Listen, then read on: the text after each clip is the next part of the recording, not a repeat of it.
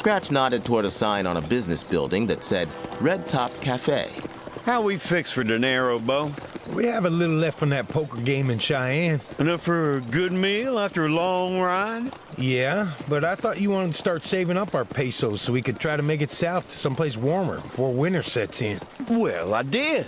It's hard on these old bones of mine to spend the cold months this far north, but, well, I got to thinking.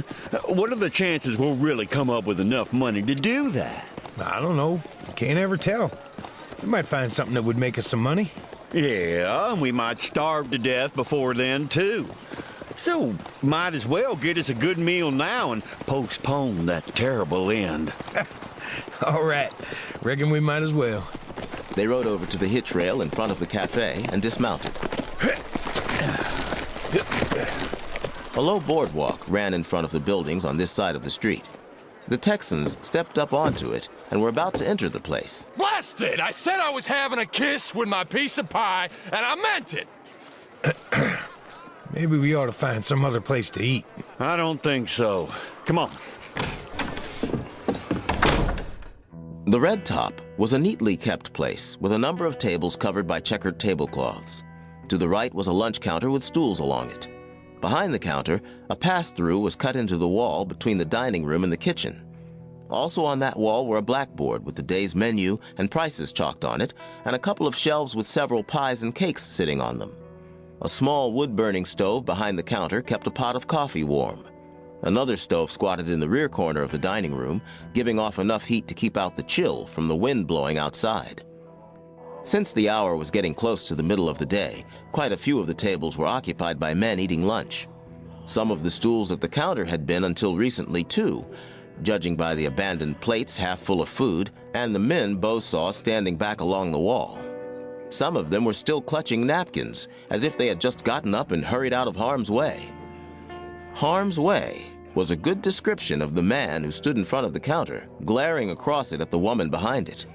He was tall and broad-shouldered, with heavy muscles that bulged the flannel shirt he wore. Dark beard stubble grew on the slab-like jaw he thrust out defiantly. The woman was in her 30s, with work-roughened hands and enough lines in her face to show that life hadn't always treated her kindly. Thick auburn hair was pulled into a bun on the back of her head and pinned into place. Come on, Sue Beth. It's not gonna hurt you, and you know it. One kiss, that's all I'm asking.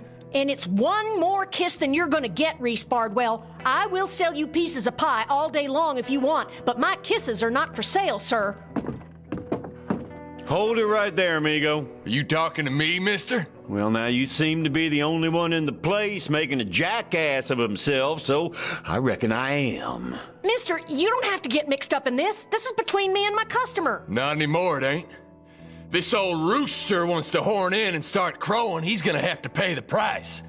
You know what happens to an old rooster, mister? Why don't you tell me? He gets his neck wrung.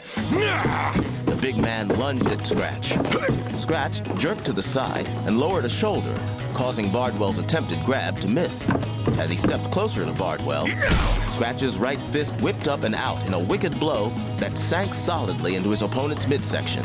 Unfortunately, Bardwell didn't even seem to feel it. He brought his right fist hammering down on top of Scratch's head, driving him to one knee. Bardwell reached down, grabbed Scratch's buckskin jacket, and hauled him up again. Bo acted before his friend could get hurt too badly. He slipped his Colt from its holster, pointed it at Bardwell, and eared back the hammer. That sound was enough to make Bardwell freeze, with one hand bunched in Scratch's coat and the other drawn back and clenched to deliver another thunderous blow. Let him go. Who are you? His friend.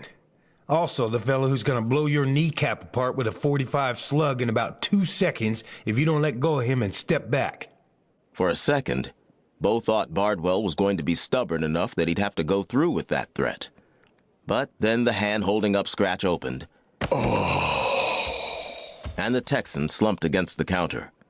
The woman reached across it to take hold of his arm and steady him while he got his feet under himself again.